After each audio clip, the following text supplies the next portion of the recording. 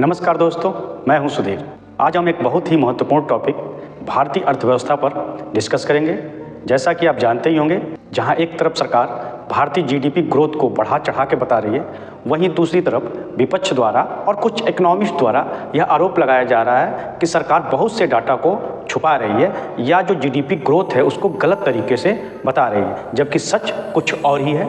तो आइए देखते हैं सच क्या है। शुरुआत हम करते हैं IMF द्वारा भारतीय अर्थव्यवस्था को C रेटिंग दिए जाने से। जैसा कि आप जानते ही होंगे कि इंटरनेशनल मॉनेटरी फंड यानी अंतर्राष्ट्रीय मुद्रा कोष ने भारतीय अर्थव्यवस्था को C रेटिंग्स दिया है, जो कि बेहद ही कमज़ोर रेटिंग्स है। जैसा कि आप जानते हैं कि IMF दुनिया भर की अर्थव्यवस्थाओं को 4 प्रकार की रेटिंग देता है, A, B, C और D, राइट। ए रेटिंग्स का मतलब है कि उस देश ने जो भी डाटा और आंकड़े प्रस्तुत किए हैं IMF के सामने, वो बिल्कुल सही हैं, विश्वसनीय हैं और सही तरीके से बनाए गए हैं। बी रेटिंग्स का मतलब है कि थोड़ी बहुत गड़बड़ी है, लेकिन कुल मिलाकर डाटा पर्याप्त है, विश्वसनीय है। सी रेटिंग का मतलब है कि जो डाटा दिए गए हैं, आंकड़े दिए गए हैं, या तो उसे तोड़ मरोड़ के पेश किया गया है, या उनमें प्रमुख बातें छुपाई गई हैं, या गलत तरीके से वो डाटा बनाकर IMF के सामने प्रस्तुत किया गया है, जो कि विश्वसनीय नहीं है। और डी का मतलब है डाटा बिल्कुल ही गलत है।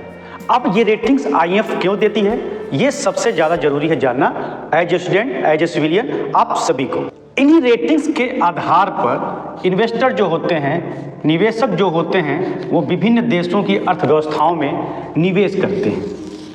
सोचिए, जो इन्वेस्टर होते हैं ऐसे नहीं निवेश करते हैं, वो विभिन्न रेटिंग्स को देखते हैं, विशेषकर IMF की रेटिंग को, और जिनको C और D मिलता है रेटिंग, वो इन देशों में या तो निवेश नहीं करना चाहते हैं या निवेश करने से बचते। अब चूंकि IMF ने भारतीय अर्थव्यवस्था को C रेटिंग्स दिया है, तो आइए देखते हैं कि इसका भारतीय अर्थव्यवस्था पर क्या प्रभाव पड़ेगा।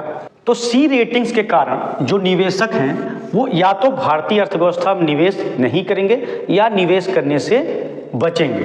अगर ऐसा होता है तो अंतर्राष्ट्रीय मार्केट में भारतीय रुपये की मांग कम हो जाएगी और भारतीय रुपया कमज़ोर हो जाएगा।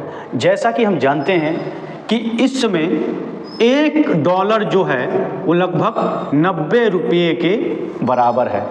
अगर निवेशक निवेश नहीं करते हैं, भारतीय रुपये की डिमांड नहीं बढ़ती है, भारतीय रुपया लगातार गिरता चला जाता है, तो यह बहुत संभव है कि $1 100 रुपये के बराबर हो जाए। और ऐसे में अगर ऐसा होता है तो भारतीय आयात महंगा हो जाएगा। अब भारतीय आयात महंगा हो जाएगा तो भारत में इन्फ्लेशन, यानी लेमन भाषा में कहें तो महंगाई बहुत ही बढ़ जाएगी और फिर भारतीय अर्थव्यवस्था एक दुष्चक्र में फंस जाएगा।